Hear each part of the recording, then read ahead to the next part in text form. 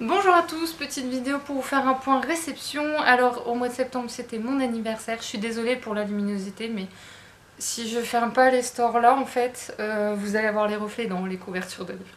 Donc ce mois de septembre c'était mon anniversaire, donc des réceptions un peu particulières forcément, et j'ai pas payé grand chose en livres, je vais vous expliquer.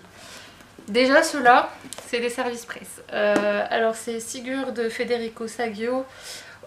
C'est de l'auto-édition et en fait c'est de la fantasy avec de la mythologie nordique. Donc je précise tout de suite, étant la moitié, je peux confirmer ce que l'auteur m'a dit. C'est pour des personnes âmes sensibles s'abstenir. Voilà, la mythologie nordique c'est assez violent, on va pas se le cacher. Je l'ai recouvert parce qu'en fait la qualité de la couverture c'est pas ce que j'aime. Après ça va bien avec le livre, attention, mais c'est pas ce que je préfère. Le livre est super chouette et je remercie l'auteur sincèrement parce que je lui ai demandé juste le tome 1 en me disant le deuxième et dernier tome, si jamais j'aime bien, je lui demanderai à ce moment-là. Sauf qu'il m'a proposé tout de suite de m'envoyer en même temps le tome 2. Ça m'a un peu gênée parce que je me disais, et si jamais j'aimais pas, bon, les cours, c'est très aéré. C'est super agréable à lire, honnêtement. Ça, je reviendrai, mais c'est hyper agréable à lire. Ouais, super gentil. Il voulait que je fasse les chroniques dans la foulée et je lui ai demandé un peu de marge parce que j'avais peur de pas finir mon service presse que j'avais en cours à ce moment-là. Bon, il est fini maintenant, hein, je vous rassure. Et j'aime bien avoir la marge en fait, comme ça je fais sans stress les chroniques. Donc voilà, le tome 2 s'appelle Le Royaume des Brumes, j'imagine avec le même personnage. Ça sent tellement bon. Le seul hic, c'est qu'il là, alors il est sympa, il évite les noms compliqués parce que dans la mythologie nordique, il y a des noms assez compliqués quand on connaît. Là, il y a juste eu un nom, j'étais là, quand j'ai lu, j'ai fait, mais ça me dit quelque chose. Je savais plus où j'avais lu ça, j'en ai parlé avec ma mère, mais quand j'ai juste dit le nom à ma mère elle me dit, mais si. Ah, j'aime ma mère, même pour sa culture générale, c'est même pas besoin d'aller sur internet, hein. Appelle ta mère. Bref, très de plaisanterie. Je suis allée chez Françoisir parce que pour leurs 50 ans, si on faisait un achat à partir du 17 avril jusqu'au 13 septembre, donc là ça va être fini, on est automatiquement sélectionné pour un tirage au sort pour gagner des points ou chèques cadeaux, enfin bref. Donc j'ai pris Céleste, ma planète, suivie de Victoria Rêve de Timothée de Fontbelle, parce que Victoria Rêve est dans ma wishlist depuis trop longtemps. Et retombons sur les Vikings.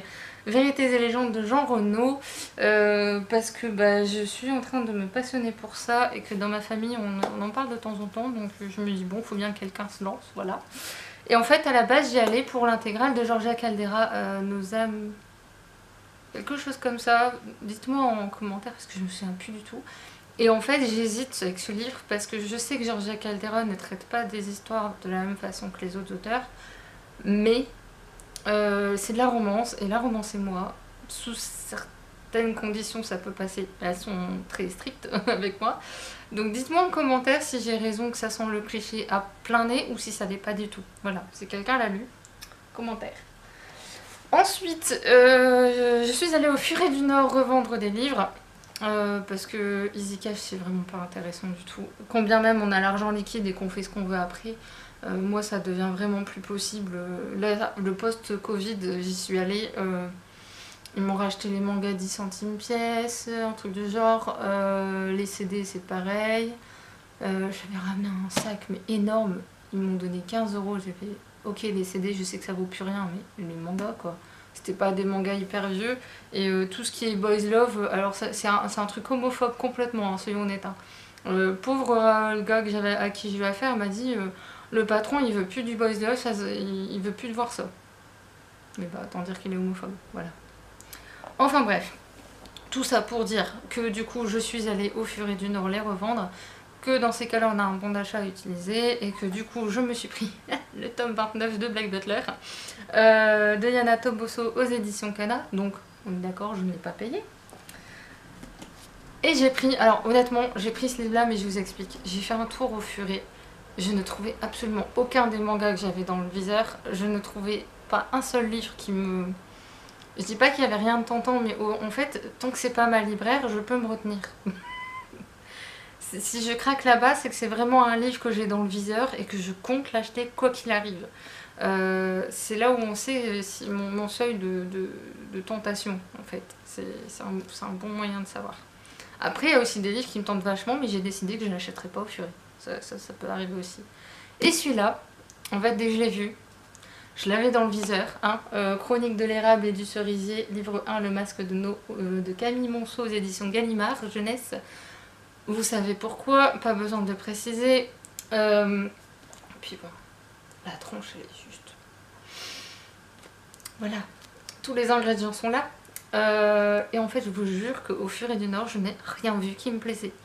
J'ai eu l'impression en regardant dans le magasin, et je me dis c'est peut-être parce que j'y suis allée trop souvent, parce que j'ai accompagné ma meilleure amie régulièrement à ce moment-là, pendant un temps. Et j'achetais pas grand-chose à voir.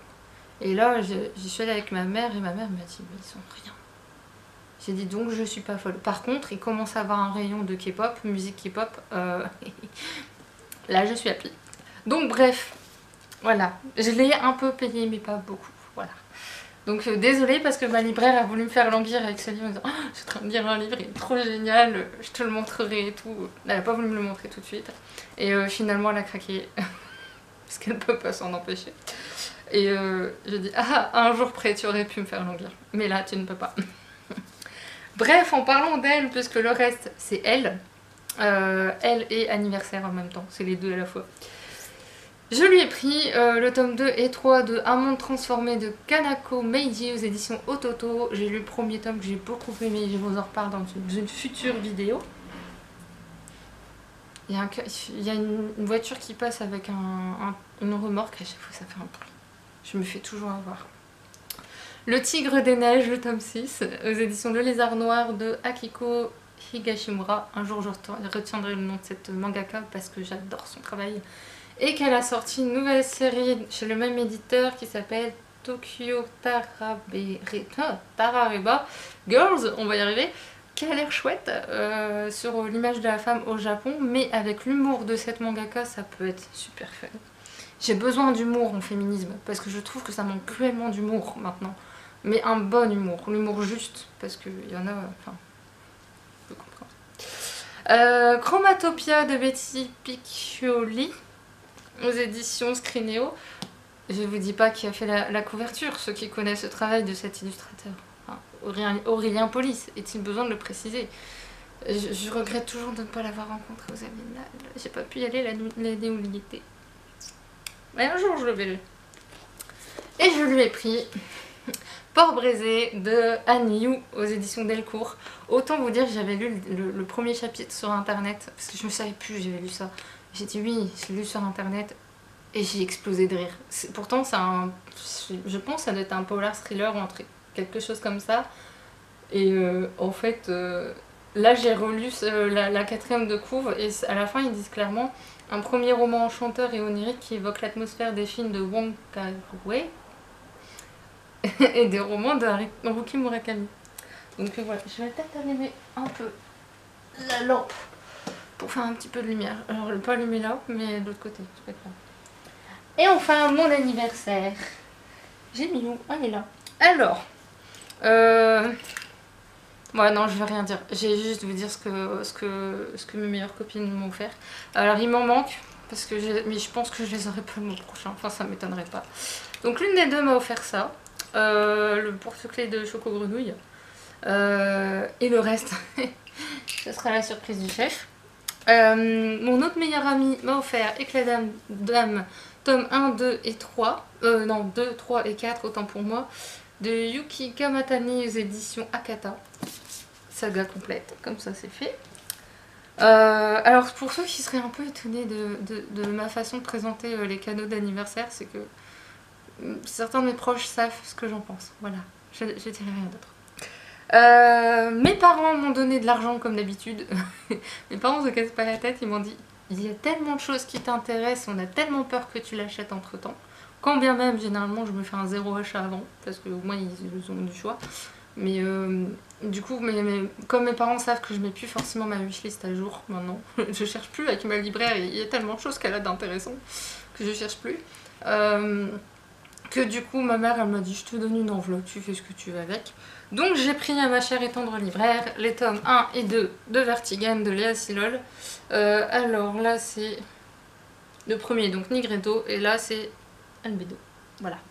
Je commence à comprendre le système de Léa Silol parce que tous ces livres sont liés, toutes ces sagas sont liées les unes aux autres, mais on peut les lire indépendamment.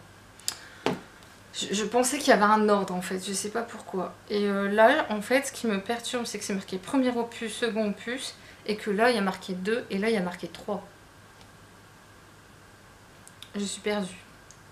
Alors que j'ai demandé à l'autrice, et elle m'a bien dit que c'était... je pouvais les lire tous les deux seulement en fait. Je suis perdue. Je vais lui envoyer la photo, je vais lui demander.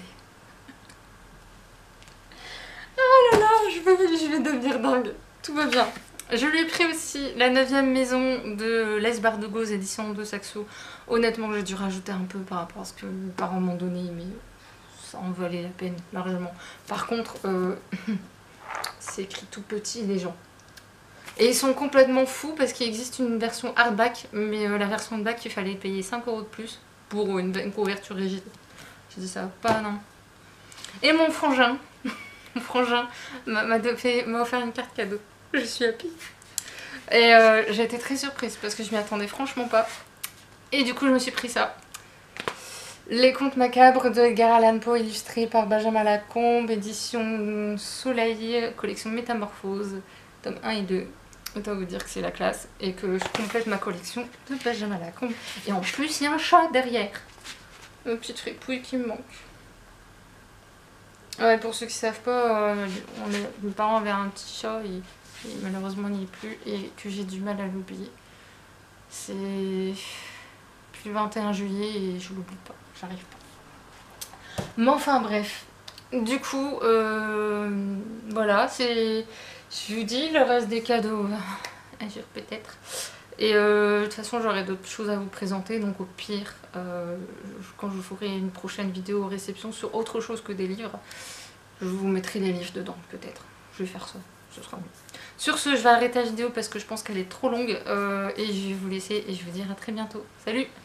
Bonjour à tous, enfin rebonjour, donc suite et fin de la vidéo en principe, parce qu'en fait j'ai reçu agréablement, je suis très très surprise honnêtement, je suis désolée pour le bruit de fond parce qu'en fait il y a une rafale de vent dehors, mais ça, enfin bref.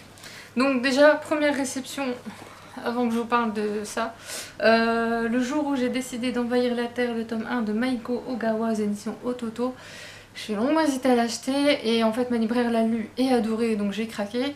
Et j'adore la toute couverture du tome 4. J'ai vu passer la couverture sur internet et elle est trop mignonne. Et là c'est la surprise du jour. Bon, je savais que j'allais le recevoir, mais l'autrice franchement, mais je la remercie infiniment. En fait, l'autrice m'a contactée en privé parce que j'avais chroniqué le tome 3 de la saga du chroniqueur de la tour. Et elle le connaît, et il lui a parlé de moi. C'est très gentil d'ailleurs à lui d'avoir parlé de moi. Elle a lu ma chronique et du coup elle m'a contactée après ça. J'ai halluciné. Et elle m'a proposé un livre, elle en a écrit plein d'autres. Si je voulais en choisir d'autres, je pouvais. Et j'ai juste accepté le livre qu'elle me proposait, j'ai rien dit de plus. Et en fait, donc déjà je suis étonnée parce que j'avais pas fait attention. Donc ça s'appelle Winzri de Karima Djelid. C'est de l'auto-édition. Et... oh punaise. Elle a reçu une distinction en plus par l'Académie Arts Sciences Lettres en plus. C'est quand même pas rien. Et c'est une intégrale. Déjà, j'avais pas fait attention à ça. Et en fait, donc elle m'a mis le marque-page. Et alors la petite attention qui fait plaisir, c'est ça. La dédicace que j'ai absolument pas demandé, mais elle est hyper gentille quoi. Moi j'ai lu le résumé en étant à moitié endormie et ça m'a franchement trop tentée. Donc je me dis que ça va le faire. Je vais pas le commencer tout de suite parce que j'ai commencé trop de livres là pour le moment, mais ouais. Et en fait, c'est la surprise que j'ai eue, c'est que je pense en recevoir qu'un, j'en ai reçu 2. Elle est trop gentille franchement. Donc c'est l'univers des ailes géantes sordes, un roman médiéval facétieux. Je ne sais pas du tout de quoi ça parle, mais wow, ça va être sympa. Là, je survole comme ça pour me dire, pour me faire une idée, mais ouais, ça va le faire. Donc c'est que l'auto-édition. Pareil, elle m'a mis le marque-page avec qui est trop joli. Alors c'est pas du même roman, hein, le marque-page, mais avec la petite dédicace. Oh, franchement, merci. Je sais pas si elle regarde la vidéo, si elle regardera la vidéo, pardon. Mais merci infiniment pour cette jolie surprise. J'ai vu que la poste a dû lui casser les pieds aussi. J'ai vu que sur l'enveloppe, il y avait plusieurs endroits où mon adresse est écrite. La poste. Bref, on n'en parlera pas de la poste. Mais voilà, la superbe surprise. Et je devais le sentir parce que je devais être pas chez moi. Au moment là où je suis rentrée, je devais pas être chez moi normalement. Et j'ai dit, ouais, allez, je vais rentrer. Je suis fatiguée aujourd'hui. Mais quand j'ai vu dans la boîte aux lettres, ça m'a moitié surprise. J'ai un pif pas possible. Ma mère, de toute façon, je l'ai rappelée là dès que je suis rentrée pour lui dire. Et elle m'a dit, mais t'as un pif. À chaque fois que tu rentres plus tôt, à chaque fois il y a un truc qui t'attend dans ta boîte aux lettres ou t'arrive quelque chose quoi. Et généralement de positif. Ça change. Bref, sur ce, je vous laisse en espérant que c'est les dernières réceptions pour ce mois-ci. Enfin, presque. Parce que j'attends un colis, mais ils n'ont pas mis de date d'envoi. Donc ils ont juste dit que c'était en cours de préparation. Donc voilà, sur ce, je vous laisse et je vous dis à très bientôt. Salut!